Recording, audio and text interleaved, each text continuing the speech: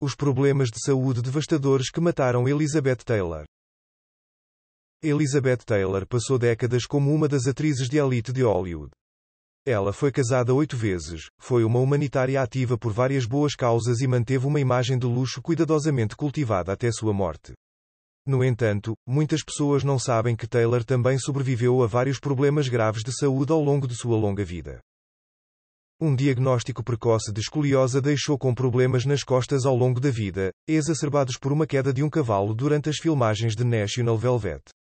Ela teve dificuldade para engravidar e permanecer grávida, teve seu apêndice removido e sofreu várias crises de pneumonia.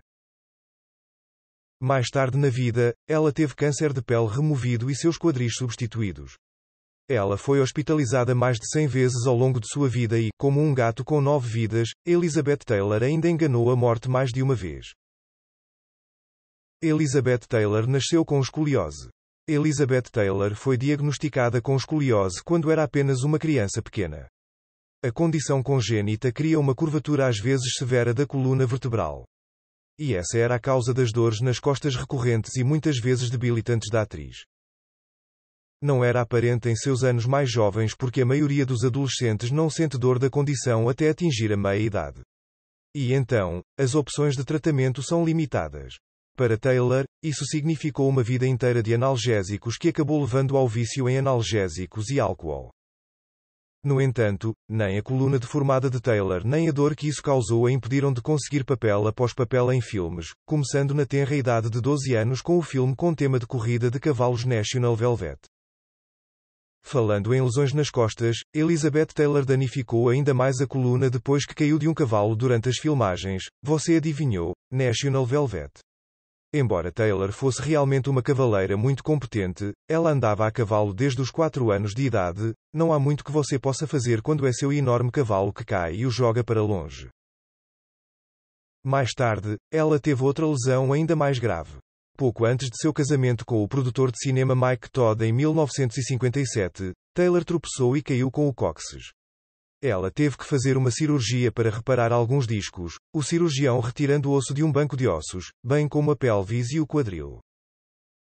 Ela tinha apenas 21 anos quando quase ficou cega. Com apenas 21 anos de idade, quando estava no auge da beleza e da popularidade, Elizabeth Taylor conseguiu cravar uma lasca enferrujada. Era 1953 e ela estava no set de Elephant Walk.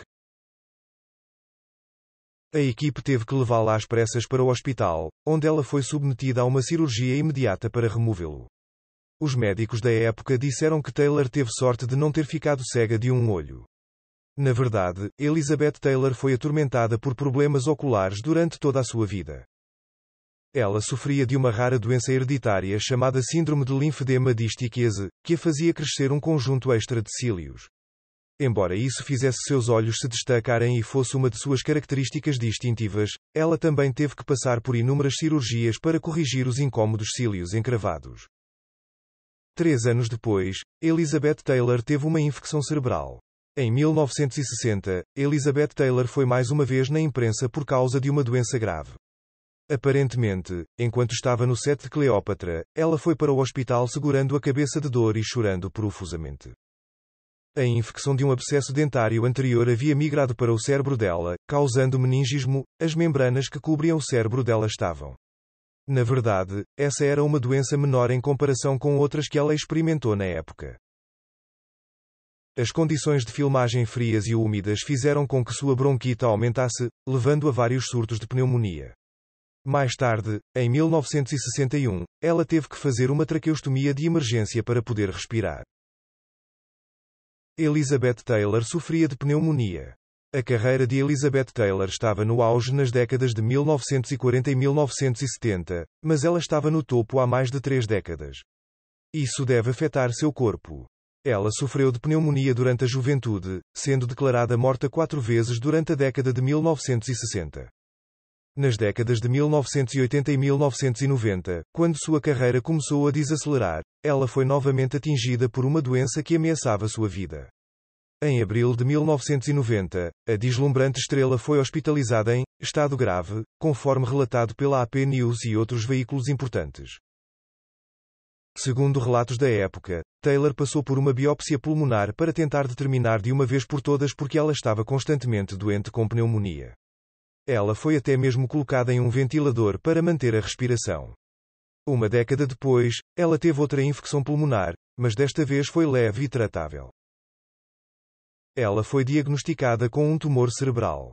Pouco depois de um de seus sustos de pneumonia mais graves, Elizabeth Taylor começou a sofrer convulsões, então um derrame a atingiu em 1997. Mas foi uma bênção disfarçada para a famosa atriz, levou os médicos a descobrirem um tumor cerebral oculto. Após o teste, o tumor foi, felizmente, revelado como benigno. No entanto, ainda precisava ser removido. Taylor foi obrigada a raspar a cabeça para a cirurgia e logo depois pousou corajosamente na capa da revista Life. O tema da reportagem de capa foi sua atitude de nunca desistir, os altos e baixos, os problemas e o stress, junto com toda a felicidade, me deram otimismo e esperança porque sou a prova viva da sobrevivência, disse ela. A insuficiência cardíaca eventualmente matou Elizabeth Taylor. Apesar de ter a constituição de um boi, essa lenda da tela foi finalmente derrubada por uma insuficiência cardíaca congestiva em 2011. Ela tinha 79 anos. Antes de sua morte, ela passou 2 meses dolorosos no hospital. Embora tristes com a morte, os amigos íntimos e a família de Taylor ficaram agradecidos por ela não estar mais sofrendo e felizes por sua lenda continuar viva.